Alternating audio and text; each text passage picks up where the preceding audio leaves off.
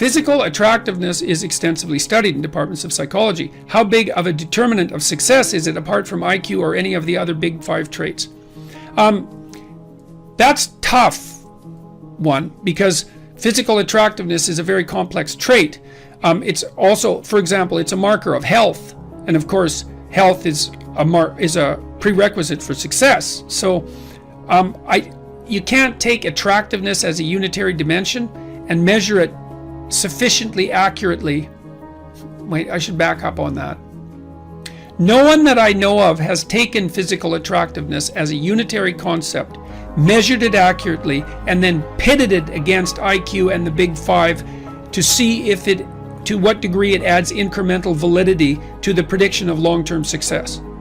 And so I can't give you a technical answer. I can say, well, in a complex job over the long run, IQ accounts for maybe 20% of the variance in success, leaving 80% there for random events and the big 5 traits and connection networks and family background and all those other things, gender perhaps, that all the other things that determine success.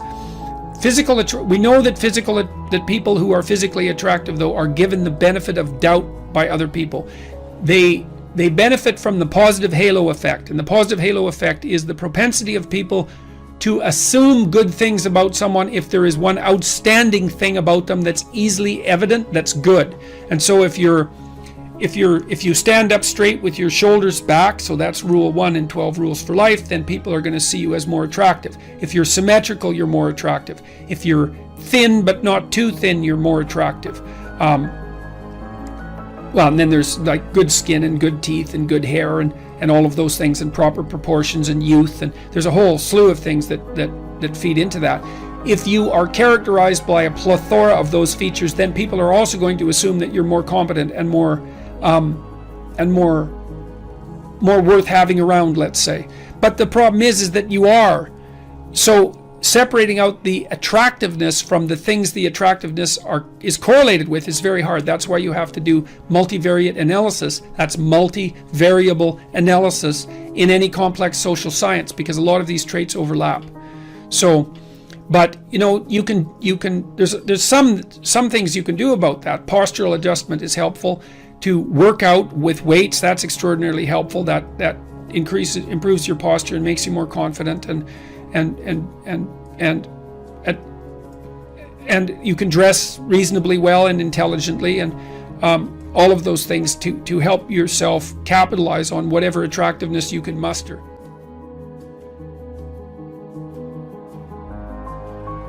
How do you dress so well? Any tips? Well, thank you. I started buying nice clothes, let's say, this year, really.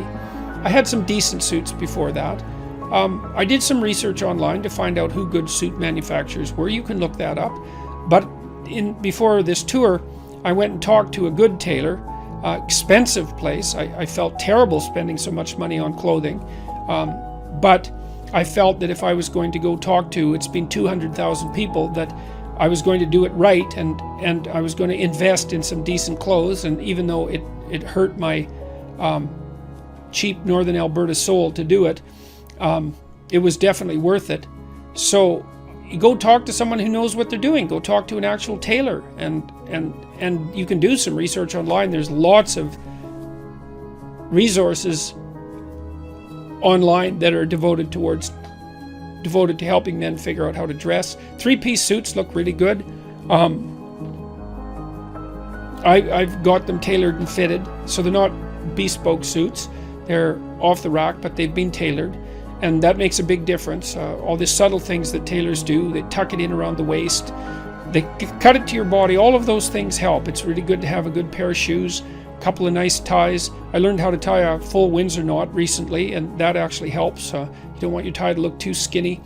Lots of people have been dressing up to come to my talk, so it's nice to see a lot of young men come well dressed, often in 3-piece suits, but not always, and it's really good to see them dressed like grown-ups. I think that's a real plus. I had a rule that I didn't write in 12 rules, which was dress like the person you want to be. I kind of took that from Nietzsche, because Nietzsche said every great man is an actor of his own ideal. It's a very nice aphorism, and basically what it meant was that sometimes you have to act out what you want to be before you become it. You have to pretend. And it's not a lie. It's really a pretense, like children pretend to be a father before they grow up and become a father. It's a form of practice. And so tip 1 might be figure out who you want to be. Tip 2 might be, well, then dress like that person. That's a good start. And because I think if you want to become who you want to be, then no detail is too small to overlook. And certainly it isn't exactly that people judge you by your clothes, although they do to some degree. It's that if whatever you can have going for you, you might as well have going for you. That's how it looks to me. And certainly my experience has been that the response to my improved wardrobe has indicated that the investment was clearly worth it, indisputably and clearly worth it. And it's nice to be dressed sharply to go in front of an audience. It's a sign of respect to the audience. There's other ways of showing respect to an audience, but that's certainly one. And so it's been extraordinarily worthwhile. I would say if you're going for a job interview, if you're at any critical point in your life, then you should dress the part, because you want to do everything you can to tip the scales not in your favor exactly, but in favor of having the right thing happen. When I went on tour in 2018, before I went out, I thought I wanted to do this like 100% right, or at least as close to that as I could manage. So I went out and bought some expensive suits, and I spent way more money on. This is one of them, actually. You look great, by the way. Thank you, Okay. thank you. Way more money than I ever thought I'd spend on clothes, and I really felt quite bad about it. I thought maybe it was an extravagance, but I thought, no way, man, I'm going to see if I can nail this dead on, and I'm going to be speaking to 100,000 people. I'm going to look as sharp as I possibly can. And one of the consequences of that has been that young men in particular come to the lecture tour dressed up in suits, 3-piece suits. Or the couples come and they're dressed up like they're coming to a wedding.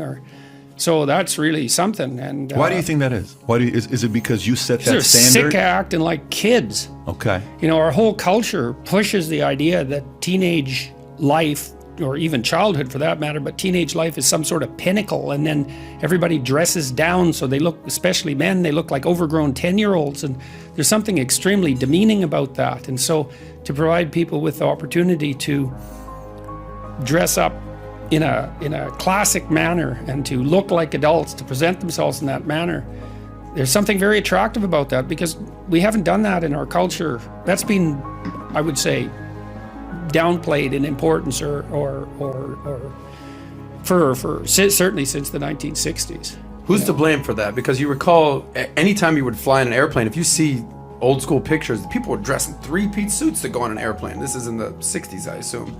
And then now you see someone like Mark Zuckerberg wear a t-shirt to give a speech in front of a TED Talk or something like that. So Well, who's some to blame of for this dress some down? of it's just fashion. Fashion moves around, and it usually drifts from the top down. And so when formality becomes the norm, but that drifts down, say, to the working class, then the upper class thinks, well, we can't do that because that would, associate us with the unfashionable people, and then they dress down.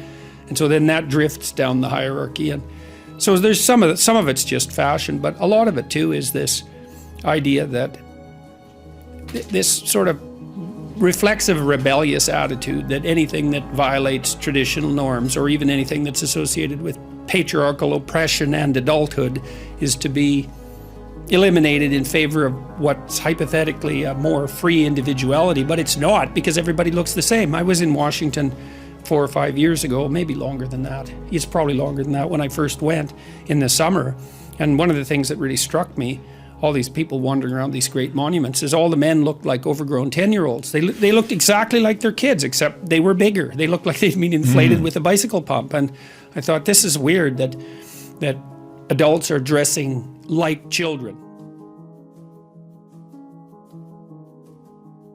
I talked to my father about this years ago, because he always wore a suit when he was a teacher. He's still alive. He's a teacher, and he always wore a suit. And I asked him why one day, and he said because it was his way of showing respect for the students. And I mean, I'm not saying that everyone who doesn't dress in a suit is being disrespectful, but there's something about outfitting yourself for the task at hand.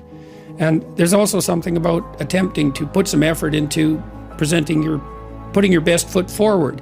And I don't really buy the it takes more time in the morning argument. It takes a bit more time, but once you, before I went on this tour, I went through all my clothing and I tossed out everything that didn't fit, and which included a number of suits that were old, and I had to organize them, and that took about a day to get my closet in order.